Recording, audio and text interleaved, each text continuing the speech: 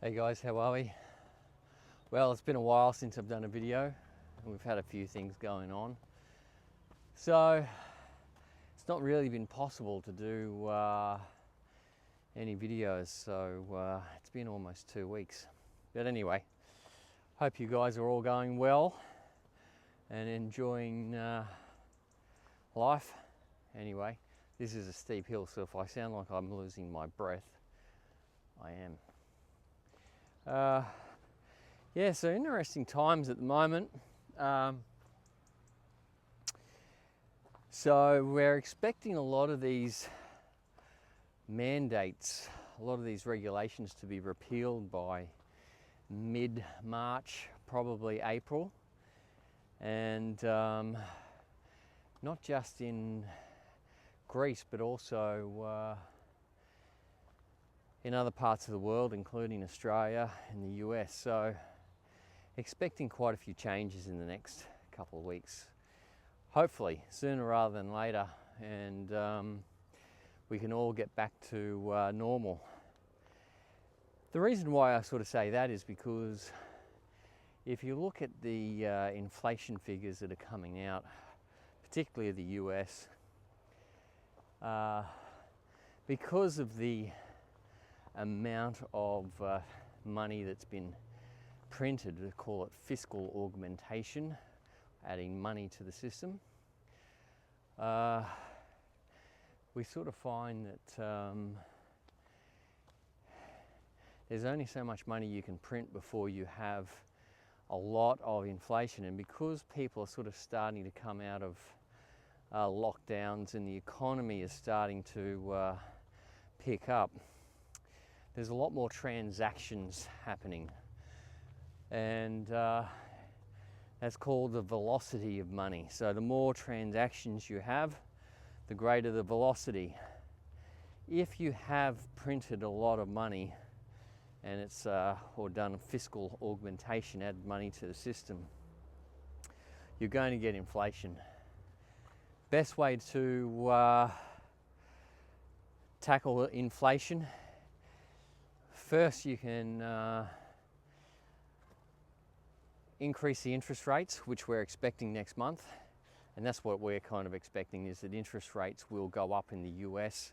Subsequently, even for places like Australia, and I've explained this before, most of Australia's money is actually off the international money market. And as much as most Australians will not believe that, they think that the Reserve Bank of Australia is in charge of printing all the money and increasing the interest rates and lending all the money. The Reserve Bank of Australia and a lot of reserve banks from around the world are really just blunt instruments now. So they have very little effect, because a lot of the banks, particularly in Australia, for example, are getting their money off the international money market, the short-term and long-term market. So particularly a short-term, 3, 6, 12 months. And a lot of that money is coming from the US. So that's what you're seeing. So if the US puts its interest rates up, you're going to see a lot of these banks that have borrowed money from the international money market have to put up their interest rates as well. And that means a lot of trouble, particularly for economies like Australia, where the price of houses have actually gone up. And I know I've said this before, got a bit of spider web on me. I know I've said this before, that house prices historically have been 3 to 4 times the average yearly income. And at the moment, in some parts of Australia, etc., and other parts of the world, house prices are around 20 to 30 times the average yearly income. So, I mean, even China, I think the last time I looked at China was 42 times the average yearly income.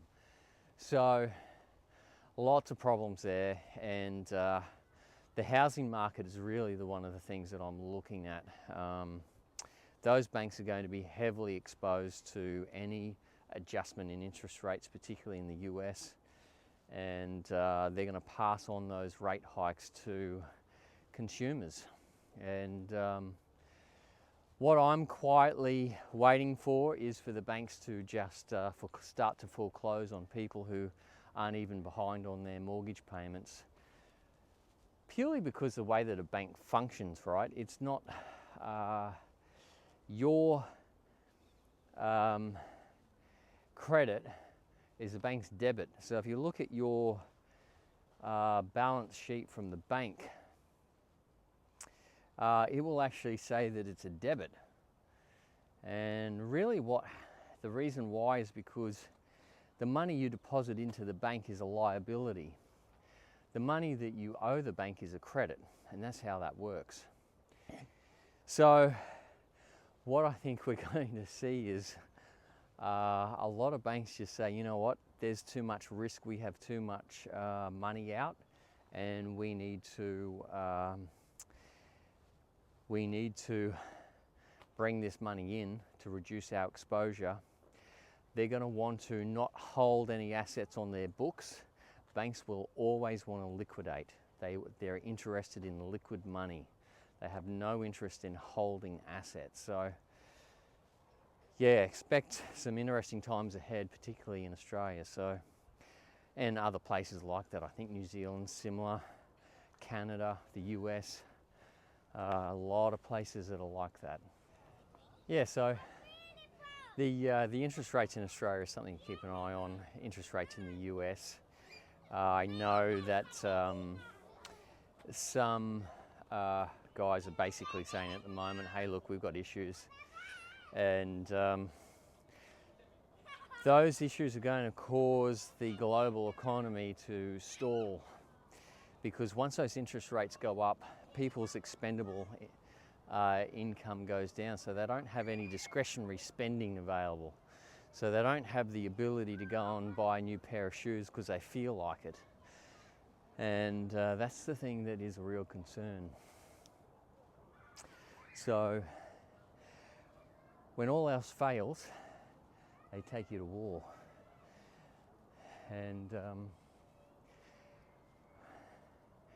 you know, I certainly think with things where they are in eastern Ukraine and Russia, that has the capacity to really spill out into a regional conflict. And there's some real issues there, so watch this space. As all the restrictions on you know, health measures are removed, yeah, you're going to see a greater amount of M1 money supply volatility. Yeah, so as I said, keep an eye on that. So just to recap that, I'm expecting the interest rates to go up next month. A lot of the restrictions to be removed on travel and entering restaurants, etc. And you know, we're expecting that within Europe and particularly within Greece. And this stuff is going to be repealed fairly quickly. It's going to happen probably over a period of 6 weeks. And anyone who sort of lags behind is going to find a lot of condemnation. So this is going to happen quickly. As I said, this is going to cause greater inflation, and that's going to cause interest rates to go up. So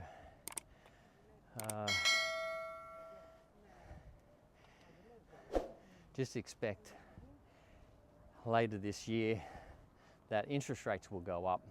You're going to see a lot of discretionary spending gone, and then you're probably going to see a conflict if you don't see a conflict before that. So I think it's fairly clear. It's pretty easy to tell where this is going. I don't know if you can see that in the background. That's Athens. It's Patras in the background, and there's the original, that sort of wide sweeping stadium there is the original Olympic Stadium, and there's the Parthenon in the background. So we're in Lycabettus Hill at the moment, walking up the hill. Let me tell you, it's quite a workout. Beautiful part of the world though, and absolutely lovely.